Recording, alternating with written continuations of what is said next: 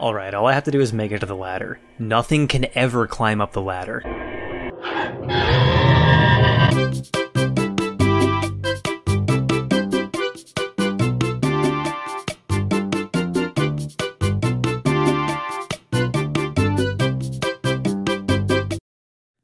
Lost in Vivo is an absolute fever dream of an experience, and it's the best horror game I've played in years, if not the best horror game I've played ever. If you like the horror genre, just stop watching this video immediately and play the game. This game needs to be experienced blind. If you want the elevator pitch, basically all I can tell you without ruining the experience is the same thing that I was told, which is Lost in Vivo can be fairly accurately described as a first-person Silent Hill game. If that sounds good to you, buy it immediately. But if you didn't have the psychological strength to finish the game, or you did and you want to compare notes, I've got a little bit more detail to get into here to back up my claims. First, let's just get into a general overview of the game. In Lost in Vivo, you play as a guy who is walking a dog as some kind of therapy. The dog gets sucked into a storm drain, and you head into the sewer to save the dog, and things proceed normally from that point forward.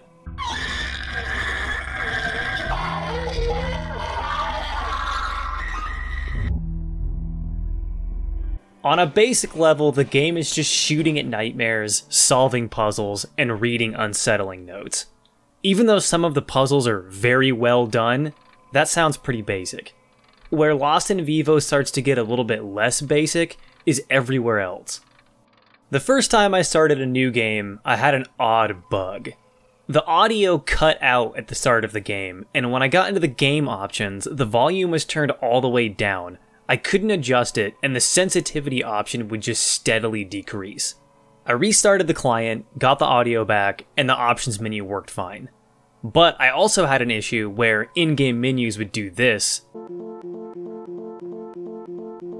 and my inventory screen would do this.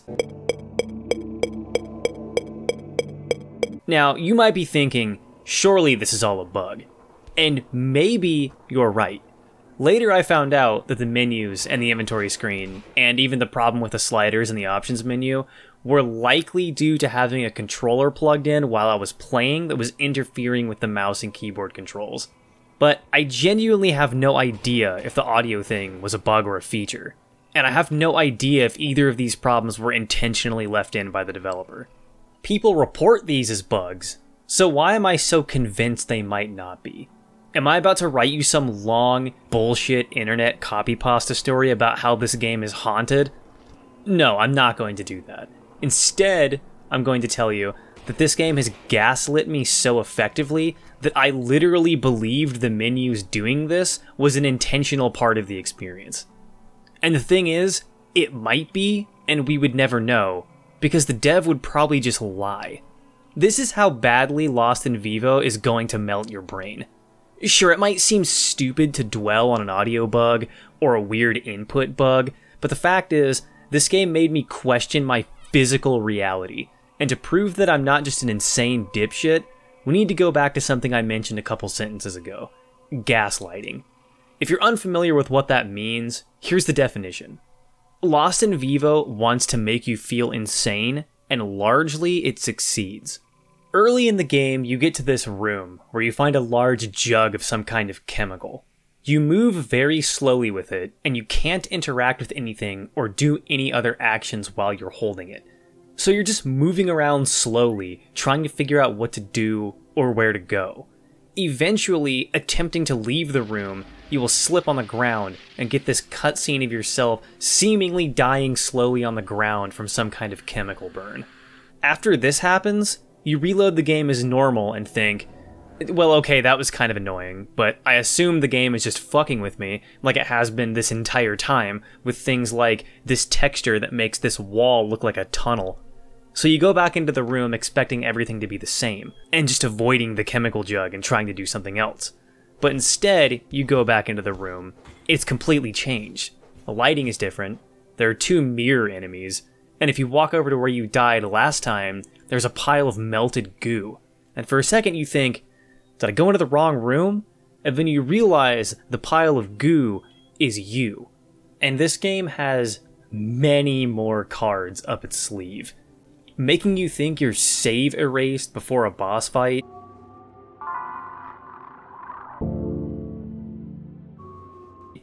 fake debug logs, random sound effects that trick you into thinking things are happening that aren't.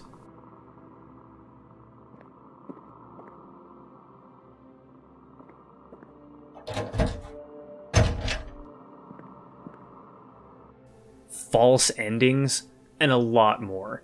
I don't know if the audio and menu glitches were bugs or features, but I can tell you this. If they were bugs, they were extremely fortunate ones that set the stage for the rest of the game and massively improved my experience, which is extremely funny and bizarre. And if they were a feature, the developer of this game is a literal genius. At this point, I kind of need to make a confession. A lot of these tricks, and part of the reason that I just assumed the bugs were intentional, is because I saw a lot of this coming, because I'm pretty sure I know where this game got a lot of its ideas. Lost in Vivo is very clearly heavily inspired by Silent Hill in terms of its monster design, its color palette, its environments, and its combat system. But its desire to turn the player's brain into sludge, I think, is inspired by a game that's a little bit more obscure. A game called Eternal Darkness, which released for the GameCube. Eternal Darkness has a sanity meter, and the more insane your character gets, the more often the game will attempt to bamboozle you with things like making you think your TV is muting itself, or making you think your TV is shutting off. It also includes some things that should be familiar, like tricking you into deleting a save file, and a false ending. Because I was familiar with the kind of fourth wall breaks Eternal Darkness gets up to, I had just assumed from the start that Lost in Vivo was lifting a lot of these ideas from Eternal Darkness, which might be a big part of why I was so convinced the bugs were intentional. But I mean, come on. If a game gets me to set up a fucking conspiracy board to try and solve the mystery of something as simple and irrelevant as needing to restart the game client to get the audio to turn back on, isn't that kind of a massive victory? Anyway, I need to change the subject of this video before I go actually insane. I mentioned that this game is heavily inspired by Silent Hill in terms of a few things, but let's actually get into that and explain in a little bit of detail why that matters. Lost in Vivo doesn't just nail the look and feel of Silent Hill. It understands perfectly what makes the Silent Hill games so culturally effective. Silent Hill is a very abstract series. You never really understand what Silent Hill even is. Is it a physical town? Is it some kind of hallucination? Is it both? Is it some kind of weird dimension or purgatory? Who knows? And the monsters are equally as bonkers. All of this room to analyze and interpret meaning from the franchise's abstract approach is why you get so many video essays trying to figure out who Pyramid Head is and why he wears the mask. Silent Hill was a pioneer in leveraging nerd lore culture in a way similar to the Soul series would later do to propel itself into the lore hall of fame. Lost in Vivo does this as well. Yeah, you're in what seems like a sewer, or a subway system, or an underground science lab. But where are you really? Are you in a nightmare? Did you die down here somewhere like everyone else and now you're ghost trapped? Is this some kind of psychotic episode the player is having in a mental hospital? Or are you literally just hitting ghost trains with a sledgehammer for real? And no one knows. I mean, I'm sure MatPat has a couple of game theories, but other than that, it's anyone's guess. Some aspects are pretty easy to figure out. This thing is the ghost of a woman that committed suicide on the train tracks, and the train ghosts are a manifestation of the train that killed her. Her ghost comes back as a hideous monster because she saw herself as one. This area has a lot of worms in it because the same lady was probably pregnant and refers to her baby as a parasite. Don't worry though, I saved the baby.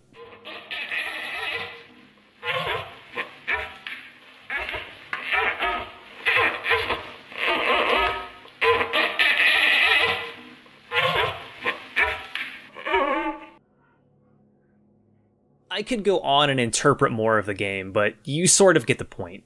Lost in Vivo's world and its monsters are symbols for you to interpret, an idea that was absolutely popularized by Silent Hill. The other aspect Lost in Vivo shares with Silent Hill is the idea of the urban wilderness. The urban wilderness is an archetypal myth you see in a lot of horror movies, games, and urban legends. It's the idea that maybe, if you go down deep enough, or you take the right turn down the wrong alleyway, or you find the right sub-basement, you'll end up somewhere different. Somewhere in the city that's been forgotten about and left to grow a life of its own. A place where, even though you're surrounded by familiar shapes of doors, walls, electrical sockets, and water pipes, in reality, you're in some kind of deep, cursed forest of concrete where people are no longer welcome. You can see examples of this all over media, from books like House of Leaves, all the way down to internet copypastas like the Backrooms stories, and in a lot of other games like Control. This type of myth definitely has some real-life analogs as well. For example, in Seattle, the largest city near me, there is an entire network of underground buildings and passageways that were built over in the mid-1800s, when the street level of a section of the city needed to be elevated. What you are left with is a weird, allegedly haunted undercity that feels alien to be in, even though it's surrounded by the 25th most populated city in the country. There are also examples of things like legends of homeless populations that live underground in New York City, some of which are extremely true. Lost in Vivo, like Silent Hill before it, thrives inside this myth. Even though it looks like you're walking through a concrete hallway, somehow you can tell these walls are alive. It looks familiar, but you know it isn't. Anyway, I just remembered this is a game review, and I should probably review the actual game. Lost in Vivo is an excellent horror game, and it does a lot of things to combat problems that exist in the horror genre that I've talked about before. If you watched my World of Horror video, you'll know that I absolutely hate modern horror game design. Games like Amnesia and Outlast are so relentlessly boring to me these days, I can almost never finish one. Part of the reason these games are so boring is that the only mechanic that exists is run and hide from things, which is the exact opposite of fun, unless you're playing something like Soma, which does enough to make up for this and manage to become a masterpiece anyway. It's a design choice that comes from the idea that in order for the player to be scared, they have to be helpless, which I have demonstrated several times is wrong, and I'm about to demonstrate again. In Lost in Vivo, you are not helpless.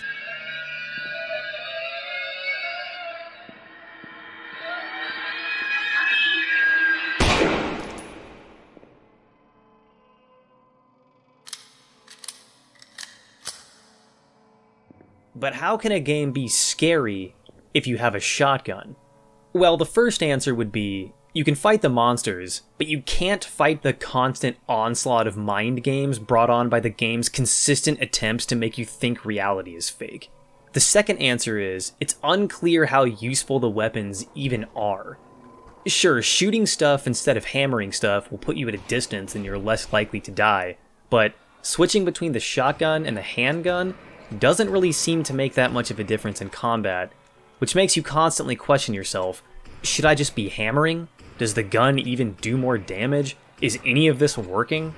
The third answer is when you're crawling through a sewer pipe that's just taking you deeper into hell's maw, and you smash a giant cockroach with a sledgehammer. It sort of has the same feeling as shooting a tentacle coming out of a wall in a Lovecraft story.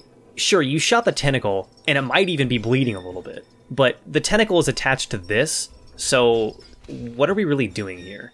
This is why, even though you can shoot at ghosts and monsters painted by a Polish guy, at the end of the day, you're still scared. Because the real antagonist of the game is the living walls themselves, and the real enemy you're fighting is the lies the game keeps telling you, neither of which you can kill.